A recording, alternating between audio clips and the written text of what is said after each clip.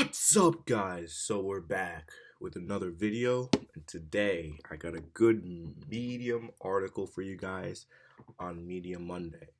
So today we're going to be looking at 10 bizarre money habits making millennials richer. So this is by Refinery 29 UK. I guess that's some kind of group. This is from a while ago, obviously right in the midst of the pandemic, in August 7th, 2020, even though we're still in the midst of that right now. And then we have the author here, Anna Davies. So, yeah, let's just go through the article. So she starts off with trying to save money can be hard right now. And as a pandemic rolls on and we continue to feel the impact on our bank accounts, it's hard to keep up the more high tech ways to save money, though we absolutely advise you to try them out. But there are some old fashioned no spend strategies that can make your money add up, sometimes pretty quickly. At first glance, they may sound weird, but they work. Ahead, try one or a few and tell us in the comments the strangest strategies you use to successfully save some extra money. All right, so let's go through these here. So, number one, pick a denomination and save it. Always. I nanny, so I get paid in cash whenever I get £5 notes. Put them in a separate envelope. This money becomes my fun money, so I now can either take out and buy a cappuccino or adding to it and splurge for fun dinner with friends. So, this is kind of a niche thing just based off the fact that I feel like a lot of people get paid in pay stubs, direct deposit. If you're getting paid in cash, either doing waitressing or waitering, things of that nature, then I guess that may make more sense to be able to do something like this. But I know I wouldn't be able to do something like this, and probably the vast majority of people wouldn't be able to. Yeah. So number two, have a spending jar for fun stuff. Every week I take out 100 pounds. That's pounds, right? Yeah, for fun, which includes lunches and drinks. And I put the cash in a jar I decorate on my desk. Artistic. Actually, having to pull money out means I'm super conscious of how I'm spending it and also keeps me honest. For example, I only use that money, not my debit card, for fun lunches out. So if I don't have the money with me, then I'm going to eat the lunch I brought from home and not go out with colleagues. So yeah, I guess you have fun money. Obviously during a pandemic, that fun money becomes like mandatory bill money. So, I mean, take that how you will. Skip the coffee, save the cash. Okay, I'm interested to see what this one has. I'm so bad about buying lattes just because, and I know the £3 adds up. So whenever I feel the urge to buy a latte, I make the crappy office coffee and make sure to move £3 from current to savings. It's a neat trick that actually makes me see how much I'm saving. I really do like this method.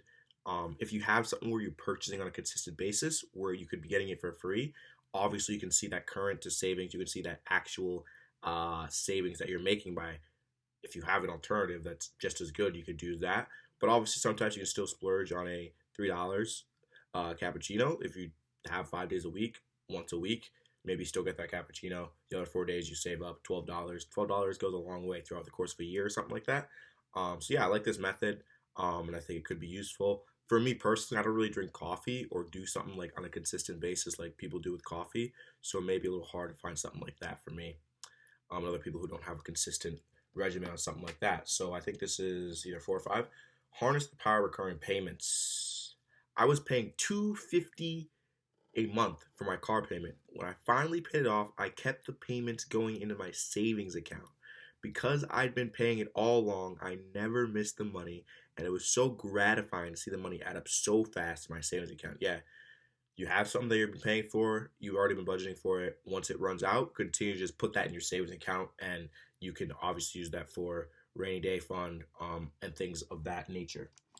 Number 6, do your savings in short sprints. I feel like I can get really into savings for only a month, so in that month I see it as a training.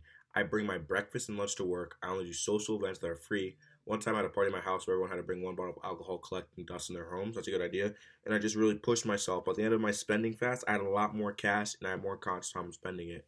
So yeah, building up towards saving is definitely a good thing to do.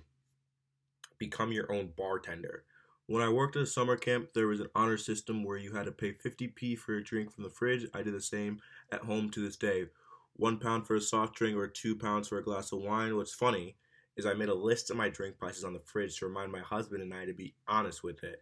And now when our friends come over, they pay too, but they don't have to. So yeah, If you buy a case of soft drinks, you pay each time you get it, even though it may be actually less per when you buy in bulk like that. So you can actually save money by like pretending like you're buying from a bartending service. So I kind of like that one. Pay yourself for Instagram posts. This is so weird. This I agree with you. This is so weird. But thinking about how much celebrities get paid for sponsored Instagram posts, maybe decide to pay myself for every post I Insta. I don't even for every post I Insta, I at least try to put $1 in a drawer. Um, Stupid. Just based off a lot of people don't post on Insta.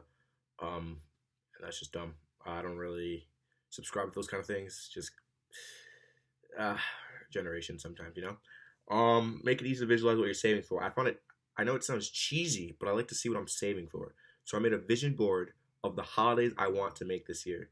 Seeing Greece every day makes it so much easier not to go out for a 10-pound lunch. So yeah, if you have something that you're saving for, and you go ahead and make that your priority, you can cut out some other things if you know you have an end goal, whether it be an experience, a trip, a product like a car, or something that you've been trying to pay off, like a student loan. If you know that you want to get there at a certain point, or you're going to do that at a certain point, saving by not spending on those other extra things, you can actually see what you're saving for. And then the last one here, freeze your credit card. Yes, literally. Yes, literally. In a bag of water, I know it's cliche and it's true that I could defrost it in seconds or warm water, but it did stop me from making impulse purchases. If you're making impulse purchases and you need to go to these routes, you have bigger problems than just not being able to save money. You have a spending problem, or a budgeting problem, because you should not be doing these kind of things. You shouldn't have to freeze your card literally in order to not spend money. So I really wouldn't subscribe to that kind of thinking when it comes to making millennials richer. Yeah, so obviously the headline may be a little bit misleading, but yeah, only a couple of these are really good. Freeze your credit card is really dumb. I do like this saving towards an end goal one. Instagram post is dumb. The bartending one is okay. Building towards spending, I really like that one. This is probably my favorite one, is if you have a recurring payment, it ends, continue to do that because you're already been budgeting for it, and put that towards an emergency fund or something of the like. Skip the coffee, save the cash. I mean, depending on if you have a recurring thing. I don't personally, like I said. And then these two, denomination, you can't really do much with that if you don't get cash payments. And then fun stuff, like I said, becomes mandatory stuff depending on the situation. So yeah, we have some things here. During a pandemic, I don't know how feasible all these things really would be, just based on the short amount of money that people have. And obviously this wouldn't make you richer. This is more of like, how can you save a little bit here and there? But yeah, this is just a quick little article from Medium that I decided to read, just because I feel like it applies directly mostly to me, and people around me, my age group, millennials, Gen Z, going through this pandemic, which hopefully we'll get out of eventually. So yeah, thanks for watching, guys, and like, comment, subscribe, and I'll be back next Monday with another article from Medium. Thanks.